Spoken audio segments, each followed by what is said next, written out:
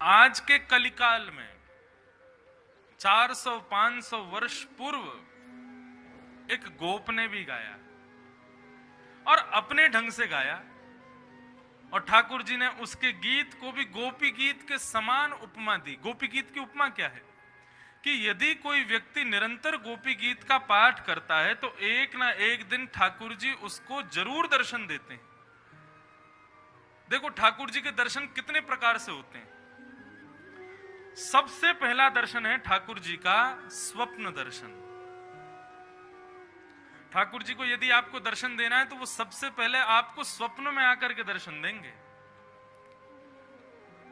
और अभी जो जो भाव यहां बताए जा रहे हैं ये कभी किसी को बताने नहीं है, अपने तक ही सीमित रखने।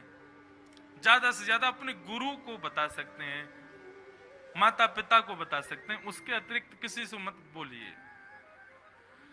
तो सबसे पहला स्वप्न दर्शन, ठाकुर जी स्वप्न में दर्शन देते हैं। उसके बाद अनुभव दर्शन, आपको अनुभूति होगी ठाकुर जी हैं यहीं कहीं। और तीसरा और अंतिम साक्षात दर्शन। ये 3 दर्शन हैं ठाकुर जी के। यदि कोई व्यक्ति रोज गोपी गीत का पाठ करे या रात्रि में गोपी गीत का पाठ करते हुए शयन करता है, सोता है, तो ठाकुर जी का सबसे प्रथम दर्शन उसको स्वप्न में होगा। और जब स्वप्न में दर्शन हो जाए ना तो खुश हो जाना, पहला पड़ाव पार कर लिया। अब दूसरा पड़ाव क्या है? अनुभूति दर्शन, अनुभव दर्शन। वो कैसा होगा? आपके घर के ठाकुर जी, उनकी सेवा करते करते आपको अनुभूति होगी क्या, अरे अभी अभी ऐसा लगा इन्होंने आंख बंद की अपनी, अभी अभी ऐसा लगा कहीं से थोड़े से मटके हैं क्या, अभी अभी ऐसा लगा अपनी हाथ सीधा किया क्या इन्होंने। ऐसे अनुभव होंगे। और तीसरा दर्शन होगा साक्षात दर्शन। इनमें समय कितना लगता है वो कुछ कह नहीं सकते हम, आगे कथा में आएगा, मैं बताऊंगा उसके बारे में। तो ये 3 दर्शन जरूर होते हैं गोपी गीत के पाठ करने से। लेकिन कलिकाल में एक गोप ने भी गीत गाया और उसके गीत को सुनकर के ठाकुर जी ने उसके गीत के लिए भी यही भाव कहे कि जिस प्रकार गोपी गीत सुनने वालों को मेरे दर्शन होते हैं, पाठ करने वालों को मेरे दर्शन होते हैं, ऐसे ही तुम्हारा रचित, तुम्हारा गाया हुआ ये गीत जो कोई भी गाएगा, ठाकुर जी कहते हैं उसको मेरा दर्शन जरूर होगा। और वो गीत कौन सा है?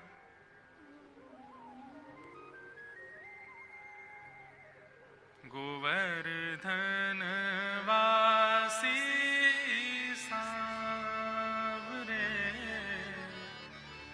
प्यारे तुम बिन रहो न जाए, गोवर्धन वासी सांवरे, दर्शन को नैना तपे,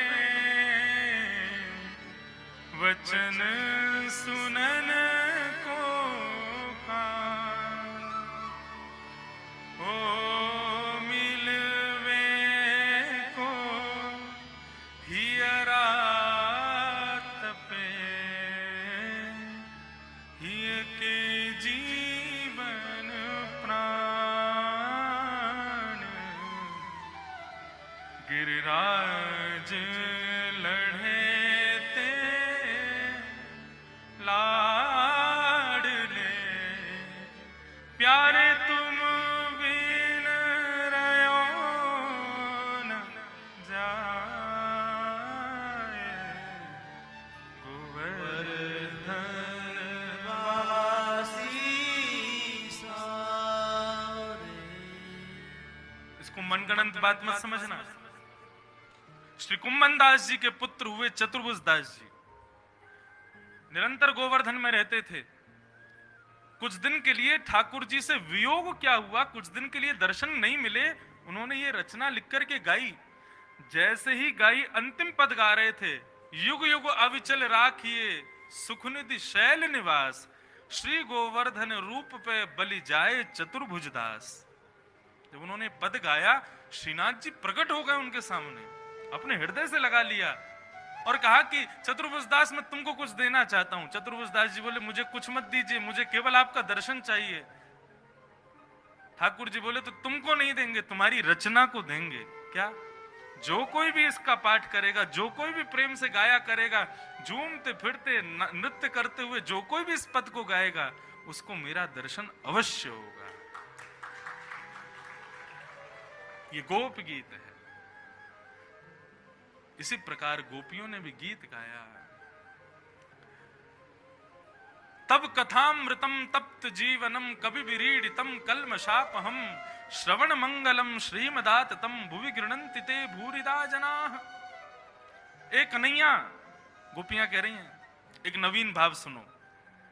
गोपियां कह रही हैं कन्हैया यदि तुम हमको छोड़ के चले गए हो, यदि तुम नहीं आए ना तो तुम्हारी तो लाज जाएगी, साथ साथ तुम्हारी कथा की भी लाज जाएगी। ठाकुर जी बोले मेरी कथा की लाज क्यों जाएगी? बोले लोग कहेंगे कि गोपियों की स्थिति कैसे हुई? बोले कथा सुनने की वजह से हुई। और कथा सुनने से हुआ क्या? बोले ठाकुर जी ने प्रेम किया, ठाकुर जी ने रास किया और फिर छोड़ के चले गए। विरह अग्नि में गोपियां तड़पती रहीं, तो लोग कथा सुनना बंद कर देंगे। बोले कि भैया गोपियों की तरह हमारी भी मनोदशा हो जाएगी, इसलिए कथा मत सुनो। तो इसलिए कन्हैया तब कथामृतम, तुम्हारी कथा अमृत है, लेकिन तुम यदि नहीं आओगे तो लोगों को लगेगा कि इस कथा से तो तप्त जीवनम, जीवन तपित हो जाता है। कवि भीड़ितम कल्मषापहम, ये कल्मशों का नाश करने वाली तुम्हारी कथा है कन्हैया। अपनी लाज मत बचाओ, अपनी कथा की तो बचा लो, प्रकट हो जाओ श्याम सुंदर। इस प्रकार गोपियों ने गीत गाते हुए अंत में जब रुरुदुस्वरम राजन, रोना प्रारंभ किया, ठाकुर जी प्रकट हो गए। कैसे प्रकट हुए कल की कथा में मैंने बताया था। और तत्पश्चात ठाकुर जी ने फिर गोपियों के साथ महाराज किया। अब महाराज करने लगे। यहां तक कल कथा पहुंची थी।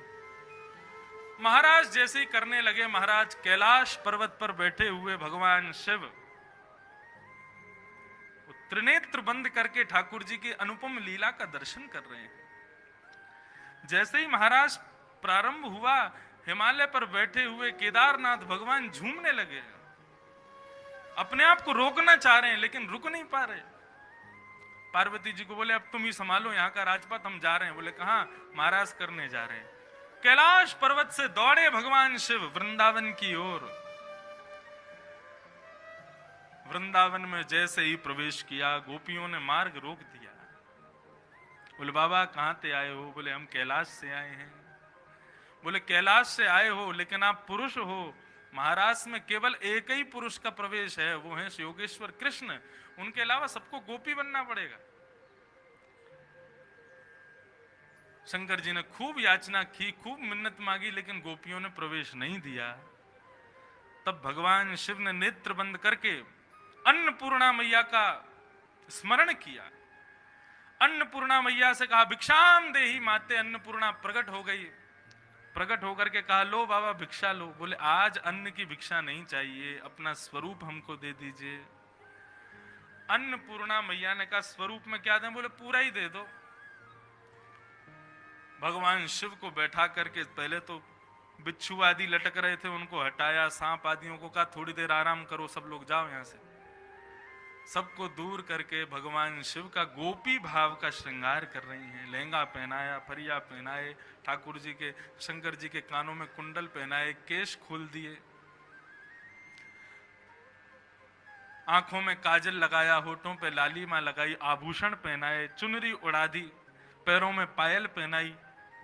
भगवान शिव गोपेश्वर बन गए।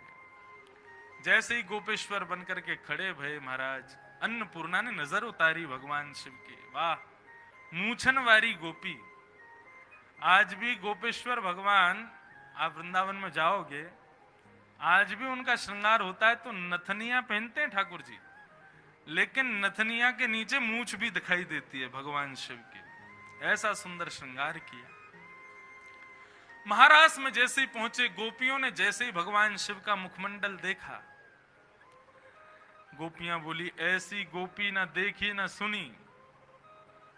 हाथों पे बाल, पैरों पे बाल, बीच में पेट दिख रहा उसमें भी बाल, और चलें तो महाराज ऐसा लगे कि जन कौन आ गए हो, धम धम धम कर। अरे माताएं चलती हैं तो थोड़ा चाल का ध्यान रखती हैं। भगवान शिव तो ऐसे ही चल रहे हैं, बिल्कुल सीनों उठाए के।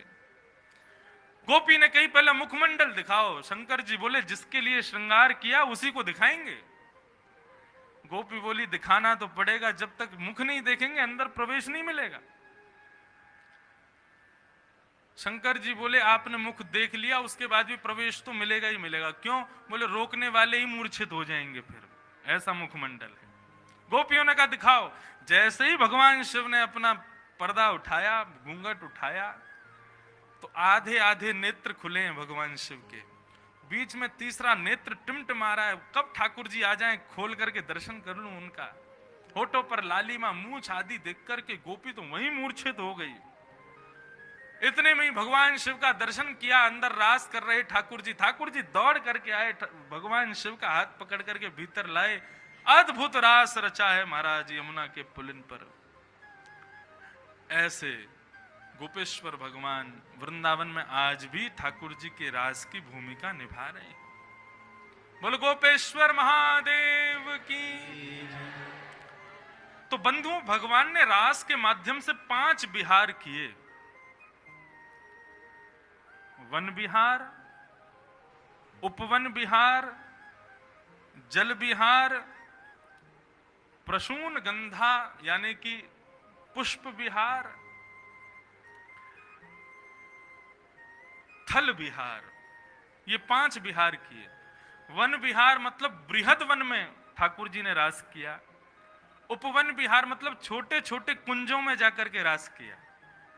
कहीं किसी कुंज में किसी गोपी के साथ बैठे, किसी कुंज में, अच्छा एक कृष्ण नहीं है, जितनी गोपी उतने कृष्ण बन गए।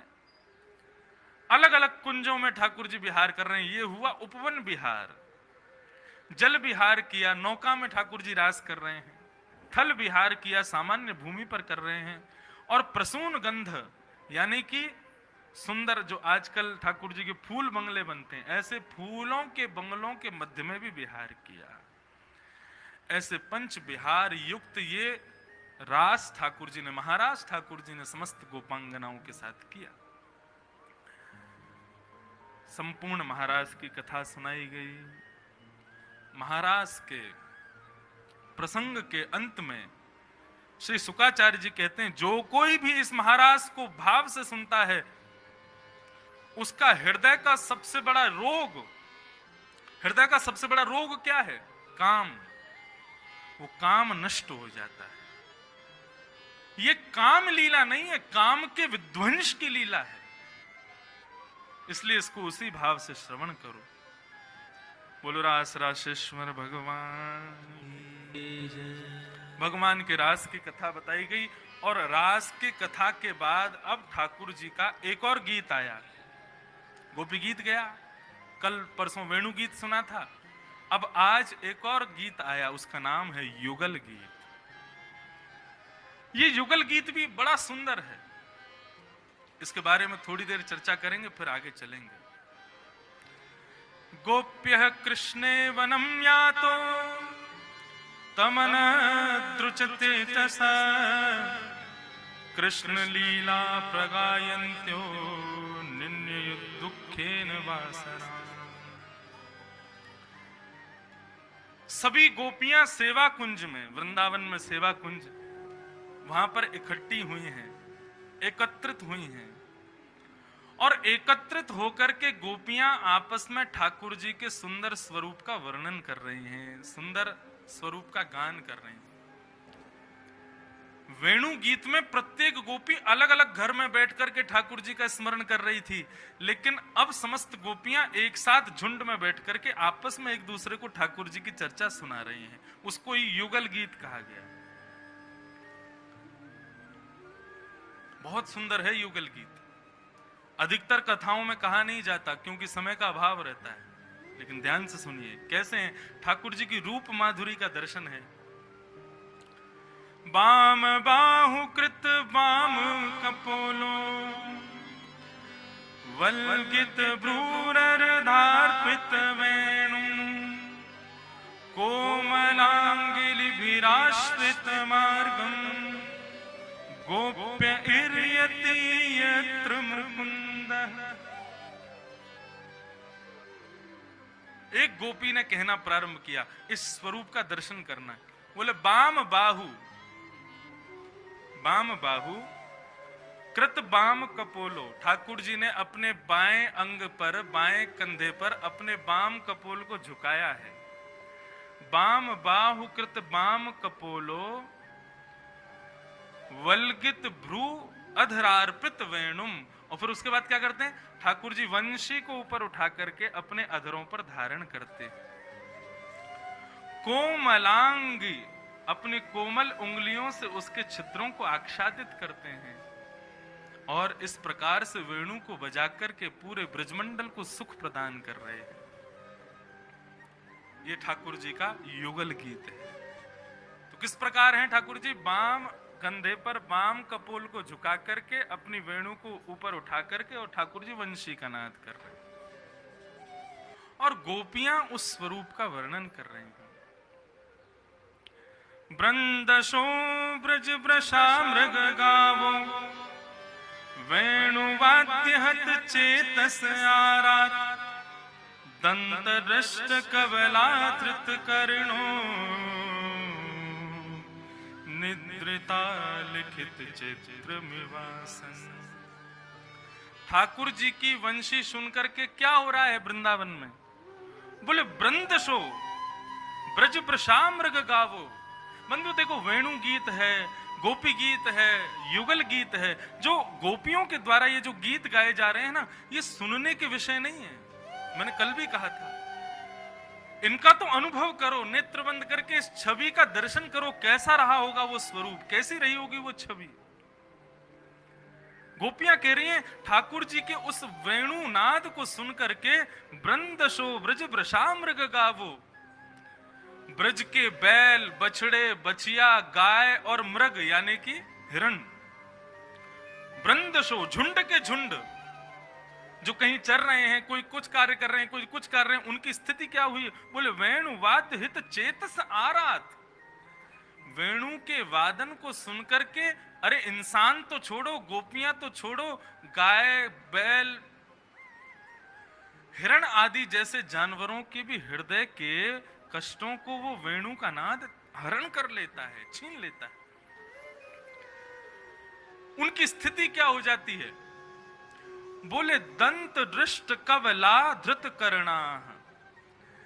कोई गैया घास चर रही है, तो घास चरते चरते जैसे ही वेणु की ध्वनि आती है तो घास उसके मुंह में लटकी रह जाती है और वो अपना नेत्र बंद करके सुनने लग जाती है।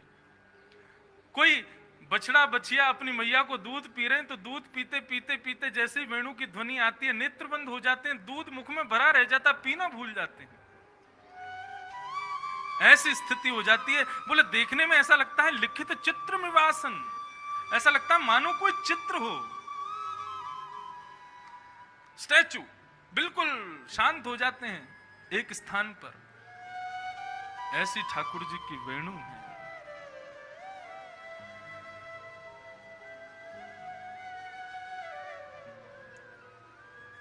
विचित्र पुष्पों का श्रृंगार किया है ठाकुर जी ने।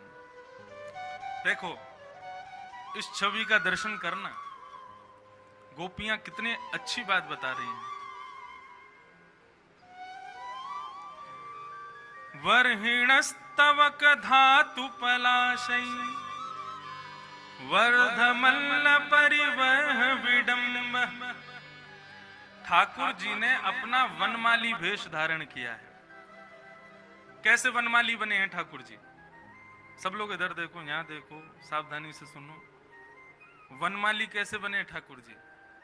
ठाकुर जी को गाय बहुत प्रिय है, तो ठाकुर जी वन में जाकर के क्या करते हैं? विविध विविध प्रकार के पत्ते, घास फूस सबको तोड़ तोड़ के इकट्ठा कर लेते हैं और फिर क्या करते हैं? थोड़ी घास यहाँ कान में लगा ली, थोड़ी घास यहाँ कान में लगा ली, सिर पर पत्तों का एक मुकुट बना करके, एक पाग बना करके पहन ली, हाथों में बाजूबंद हरे हरे पत्तों के, यहाँ पर भी बाजूबंद हरे हरे पत्तों के, अपने कमर पर कुछ पत्ते बांध लेते हैं, फिर कुछ पत्ते अपने चरणों में बांध लेते हैं। इस प्रकार ठाकुर जी वनमाली बन जाते हैं। और वनमाली बनकर के क्या करते हैं? गोपियां कह रही हैं ठाकुर जी जैसे ही वेणु का नाद करते हैं तो वेणु का नाद नहीं करते, गाय और बछड़ा बछियाओं को अपने पास बुलाते हैं, बोले आके देखो, मेरा दर्शन करो, मैं कैसा लग रहा हूं। बोले जैसे ठाकुर जी वेणु बजाते हैं तो वेणु का नाद सुनकर के कान खड़ी करके सारी गाय भागती हैं, बछड़ा बछिया भागते हैं, दूर से ठाकुर जी को देखते हैं। और जैसे ही ठाकुर जी के अंग पर हरी हरी घास, हरे हरे पत्तों को गाय देखती है, पूंछ उठा करके दौड़ती है ठाकुर जी की तरफ। कोई गैया हाथ के बाजूबंद को खा रही है, कोई भुजाओं के बाजूबंद को अपने मुख से चाट चाट के खा रही है, कोई गले के पहनी भई माला को अपने मुख से खा रही है, कोई बाजूबंद, कोई कटी भाग में पहने हुए घास फूसों को निकाल रही है। तो गायों के मुख से निकलती हुई जीव जब ठाकुर जी के अंग का स्पर्श करती है, कन्हैया को गुदगुदी होती है और उनको खूब आनंद आता है। ऐसे स्वरूप का वर्णन कर रही हैं समस्त गोपियां। गोपियां वर्णन करती हुई मन में विचार करती हैं। अब सब गोपियां बैठी हैं, बोले भैया बैठे बैठे हम लोग बातचीत कर रहे हैं, कछु भोजन पानी, कछु चाय नाश्ता होना चाहिए। बोले कहां चलें? बोले चलो नंद भवन चलो। नंद भवन चल करके यशोदा के लाला की बड़ाई यशोदा से जाके करेंगी तो यशोदा प्रसन्न है करके फिर हमको छाछ पिवावेगी, दूध पिवावेगी और बढ़िया यशोदा के संग भी वार्ता होंगी। आहा, इतना सुंदर वर्णन कर रही हैं गोपियां। महदतिक्रमण संकित चेता,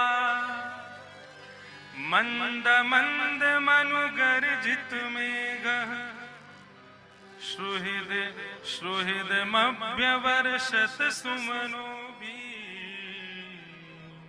छायया च विद्धत प्रतपत्रम। गोपियां वर्णन कर रही हैं। नंद भवन जाने से पहले का एक और श्लोक आया स्मरण में, वो और बताऊं कैसा है। गोपियां कह रही हैं महदतिक्रमण संकित चेता, काले काली मेघमालाएं बरसने को आ गई हैं आकाश में। बादल बस आपस में टकरा करके बरसना शुरू करने ही वाले हैं, उतनी देर में क्या करते हैं ठाकुर जी वेणु बजाने लग जाते हैं। तो जैसे ही वेणु बजाते हैं तो आकाश अपने जो बिंदु निकलने वाले हैं उसमें से उनको समेटता है। बोले रुको रुको रुको रुको रुको, क्यों रुको? बोले मेरा श्रुहिद यानी मेरा मित्र कन्हैया वंशी बजा रहा है, और यदि मैंने वर्षा कर दी तो वंशी नाद में विघ्न आ जाएगा। क्या करें? बोले काम करो, हैं तो हम देवी। दूसरा भाव ये भी बताते हैं, बोले मेघमालाएं डर गई थी। बोले कि हमने कुछ दिन पहले वर्षा कर दी थी तो गिरिराज पर्वत उठा लिया था, हमारे स्वामी इंद्र को इन्होंने बस मारा ही नहीं था। अगर आज बरस गए और इनके वंशीनाद में किसी भी प्रकार का विघ्न आ गया तो जीवित नहीं बचेंगे। तो मेघमालाएं क्या करती हैं? मेघमालाएं अपने बिंदुओं को, जल के जलाशय को ही पुष्प बिंदु बना करके ठाकुर जी के ऊपर वर्षण करना शुरू कर देती हैं। और क्या करती हैं? बोले छायया च विद्धत पत्रम प्रतपत्रम। मेघमालाएं क्या कर रही हैं? बोले ठाकुर जी कभी कभी खड़े खड़े वंशी नहीं बजाते, चलते फिरते वंशी बजाते हैं। तो ऐसा कई बार होता है, एक तरफ छाया होती है, दूसरी तरफ धूप आती है। तो जैसे ही ठाकुर जी धूप में पहुंचते हैं तो एक बादल छत्राकार, छत्री का आकार में अपना रूप धारण करता है और वो निरंतर श्याम सुंदर के ऊपर ही ऊपर मंडराता रहता है। जहां जहां जाते हैं वहां वहां श्याम सुंदर के ऊपर छत्र लेकर के चलता है, कहीं इनको धूप ना लगे, कहीं इनको कष्ट ना हो। ऐसे ठाकुर जी की छवि। गोपियां बोली अब चलो नंद भवन में, नंद रानी से जाकर के नेक प्रशंसा करेंगी, उनसे बात करेंगी। और सारी गोपियां पहुंच गई नंद भवन में। विविध गोप चरणेषु विदग्धो, वेणुवाद्य ऊर्धा निज शिक्षा, तब सुतः सती यदाधर बिंबे, दत्त वेणुरनयत् स्वर जाति। समस्त गोपियां पहुंच गई नंद भवन में, और नंद भवन में यशोदा मैया से जाके कह रही मैया, अरे आज इतनी गोपी कैसे आई, कहा बात है? हम कछु पूछवे आई हैं आपसे। बोले कहा पूछवे आई? बोले मैया एक बात बताओ, तुम्हारे लाला ने वंशी बजानो कहां सीखो?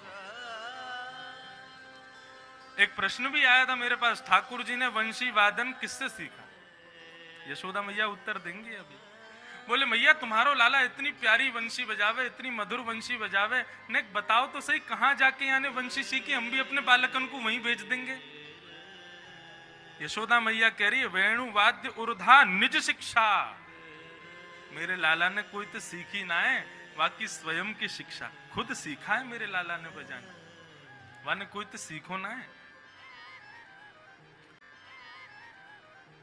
ठाकुर जी की वंशी इतनी असाधारण है कि जब वंशी नाद होता है, हमारे वंशी बजाए वाले भैया सुनियो कैसी वंशी बजा में ठाकुर जी ऐसा वर्णन कर रहे हैं कि ठाकुर जी जब वंशी का वादन करते हैं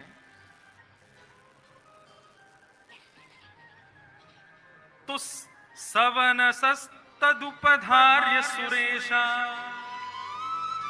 सक्र सर्व परमेष्ठि पुरेगा कवय आनत कंधर चित्ता कश्मलम ययुर निश्चित तत्वा। ठाकुर जी कौन सा राग बजाते हैं? बजाना ठीक है, सवनस राग सुना है कभी? ठाकुर जी कौन सा राग बजाते हैं? बोले सवनस। सवनस राग ये कौन सा राग है भैया? भैरवी सुना, बिहाग सुना है और पीलू सुना है, जोग सुना है, सारे रागों के नाम है। सवनस राग, बोले सवनस राग का तात्पर्य क्या है? बोले ठाकुर जी जब वंशी बजाते हैं तो ब्रह्मा चारों कान खड़े करके सुनते हैं और यही अंदाजा लगा ये राग कौन सा है ये जो बज रहा है। ये तो है ब्रह्मा की स्थिति। शंकर जी की स्थिति क्या? बोले तीनों नेत्र खुल जाते हैं और कानों को खड़ा कर लेते हैं। गणेश, कार्तिक, पार्वती आदि सब शांत बैठ जाते हैं। गणेश जी स्वर मालाएं लिखते हैं, ठाकुर जी कौन सा स्वर बजा रहे हैं और उनको बजा के फिर बैठते हैं ये राग कौन सा है। ऐसी स्थिति गणेश जी की। सूर्य चंद्र की स्थिति क्या होती है? बोले कि ठाकुर जी यदि प्रातःकाल का राग है भैरव, ठाकुर जी सुबह सुबह बिहाग बजाने लग जाते हैं तो सूर्य कांपने लग जाता है। बोले कहीं मैं गलत तो नहीं हो गया या ये तो रात्रि का राग बज रहा है, मुझे डूब जाना चाहिए। और कभी कभी रात्रि में ठाकुर जी भैरव बजाने लग जाते हैं तो रात्रि के भैरव राग को सुनकर के चंद्रमा खोजते हैं, बोले कहीं मैं गलत तो नहीं हो गया या सवेरे का राग बजा रहे हैं ठाकुर जी। कभी कभी ठाकुर जी बाहर राग बजाते हैं तो दूर दूर बैठे हुए मेघमालाएं दौड़ती हैं ब्रजमंडल की ओर, बोले हमारा बरसने का समय हो गया, बाहर राग बज रहा है। सवनस राग। देवता भी पता नहीं कर पाते कि ठाकुर जी ने प्रारंभ कहां से किया, खत्म कहां से कर रहे हैं। ऐसे विचित्र राग मालाओं को बजाते हैं। ऐसे ठाकुर जी के वेणु का भाव बता रहे हैं। इतने सुंदर बाम बाहु कृत बाम कपोले,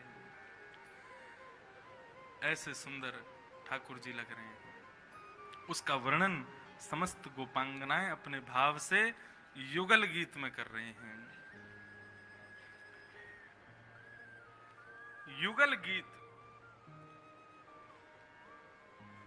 ये ठाकुर जी की माधुर्य लीला यहां विराम लेती है। अब तक हम लोग बाल लीला, माधुर्य लीला, ठाकुर जी की रसमयी लीलाओं का रसस्वादन पान कर रहे थे। युगल गीत के बाद ठाकुर जी की रसमयी लीला, माधुर्य लीलाएं विराम ले